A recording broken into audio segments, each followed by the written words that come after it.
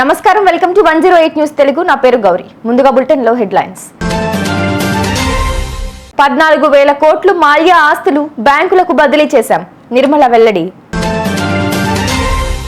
ధరణిని ప్రక్షాళన చేసి భూభారతి తీసుకొచ్చాం పొంగులేటి తెలంగాణ టెట్ షెడ్యూల్ విడుదల జనవరి 2 నుంచి 20 వరకు పరీక్షలు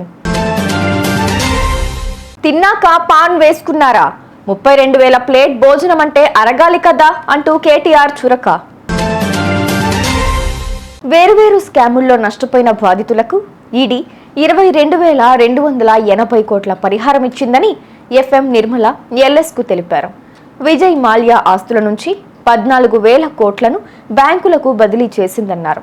నీరవ్ మోదీ 1,052 కోట్లు, హీరా గ్రూప్ 226 కోట్లు, మెహుల్ చోక్సీ 2,565 కోట్లు, బీపీఎస్ఎల్ 4,025 కోట్లు, ఎన్ఎస్ఈఎల్ 17 కోట్లు, ఎస్ఆర్ఎస్ గ్రూప్ 20 కోట్లు, గ్రూప్ 19 కోట్లు, సూర్య ఫార్మా నుంచి 185 కోట్లు రికవరీ చేసిందన్నారు. దేశం నుంచి పారిపోయినా తాము వదిలిపెట్టడం లేదన్నారు.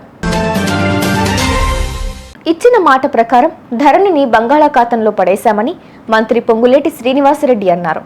భూభారతి బిల్లును ఆయన అసెంబ్లీలో ప్రవేశపెట్టగా దానిపై చర్చ జరిగింది. ధరణిని అర్ధరాత్రి ప్రమోట్ చేశారు. దాన్ని ప్రక్షాళన చేసి భూభారతి తీసుకొచ్చాం.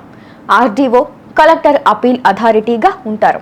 ధరణిని గత పాలకులు ప్రజలపై రుద్దారు. పేదలకు సమస్య చెప్పుకోవడానికి కూడా అవకాశం లేకుండా పోయింది అని పొంగులేటి అన్నారు. ఉన్న నాలుకకి మందేస్తే కొండ నాలుకకి మందేస్తే ఉన్న నాలుక ఊడినట్లు ధరణి పరిస్థితి తయారైంది. రెవెన్యూ అధికారుల స్థాయిలో పరిష్కారం కావలసిన అనేక సమస్యలు కోర్టుల దాకా వెళ్ళవలసి వచ్చింది. 4 గోడల మధ్య కూర్చొని వారికి అనుకూలంగా ఉండేలా ధరణిని అప్పటి పాలకులు బలవంతంగా ప్రజల నెత్తిన రుద్దిన మాట వాస్తవమా కాదా? అటు పక్కన ఉన్న నా సహచర సభ్యులు కూడా ఆ విషయం తెలుసు. భూ యజమానికి తెలియకుండానే చేతులు దాటిపోయేలా చేసింది. కాళ్ళ కింద నేల కదిలిపోయినా పేదలు వారి ఆవేదన చెప్పుకోవటానికి మార్గమంటూ ఏమీ లేకుండా పోయింది. అందుకే మా నాయకుడు, ఈనాడు పార్లమెంటు ప్రధాన ప్రతిపక్ష నాయకులు రాహుల్ గాంధీ గారు ఎన్నికల సమయంలో ధరణి అరేబియా మహాసముద్రంలో వేస్తామని హామీ ఇచ్చాం. మా హామీని తెలంగాణ ప్రజలు పూర్తిగా విశ్వసించి అధికారాన్ని అప్పగించారు. దానికి అనుగుణంగా గౌరవ మా ముఖ్యమంత్రి రేవంత్ రెడ్డి గారు కానివ్వండి, ఈనాడు ఉప ముఖ్యమంత్రి వర్యులు బట్టి విక్రమార్క గారు కానివ్వండి, పాదయాత్ర చేసేటప్పుడు ఎన్నికల ముందు ఏదైతే ఇందిరమ్మ రాజ్యం వస్తే ఇందిరమ్మ రాజ్యం వచ్చిన తర్వాత ధరణిని బంగాళాఖాతంలో వేస్తామని చెప్పాం. అన్న మాట ప్రకారం మాట తప్పని ఇందిరమ్మ రాజ్యంలో కొద్దిగా లేట్ అయినా ఇచ్చిన మాటను నెరవేర్చే దిశలో ధరణినే కాదు, లోపభూయిష్టమైన 2 వ్యక్తులు తయారు చేసిన ఆనాటి ROR చట్టం 2020ని కూడా పూర్తిగా ప్రక్షాళన చేసి ఇప్పుడు భూభారతిని తెచ్చుకోవడం జరుగుతుంది. తెలంగాణ టెట్ పరీక్ష షెడ్యూల్ విడుదలైంది. జనవరి 2 నుంచి 20 వరకు ఆన్లైన్లో టెట్ పరీక్షలు నిర్వహించనున్నారు.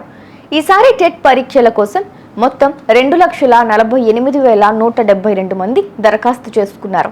ఇందులోనూ పేపర్ 1కు 71,655 అప్లికేషన్లు రాగా పేపర్ 2కు 1,55,971 దరఖాస్తులు వచ్చాయి. అభ్యర్థులకు ఏమైనా సందేహాలుంటే 7075028882 ఆర్ 85 నెంబర్లను సంప్రదించొచ్చని విద్యాశాఖ అధికారులు తెలిపారు. అధికార కాంగ్రెస్ పార్టీపై బీఆర్ఎస్ వర్కింగ్ ప్రెసిడెంట్ కేటీఆర్ తీవ్ర స్థాయిలో విమర్శలు చేశారు.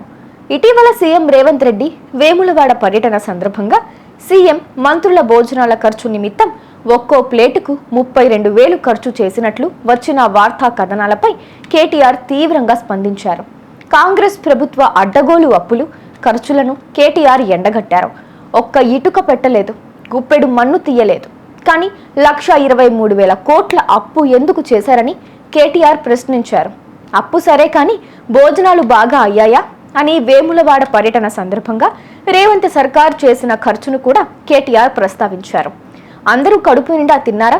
తిన్నాక పాన్ వేసుకున్నారా? 32,000 రూపాయలు ప్లేట్ భోజనం అంటే అరగాలి కదా అని కేటీఆర్ తీవ్రంగా విమర్శించారు. చూశారుగా, ఇవి ఇవాల్టి బులెటిన్ అప్డేట్స్. మరో బులెటిన్తో మళ్ళీ మీ ముందుకు వస్తాను. అంతవరకు కీప్ వాచింగ్ 108 న్యూస్ తెలుగు.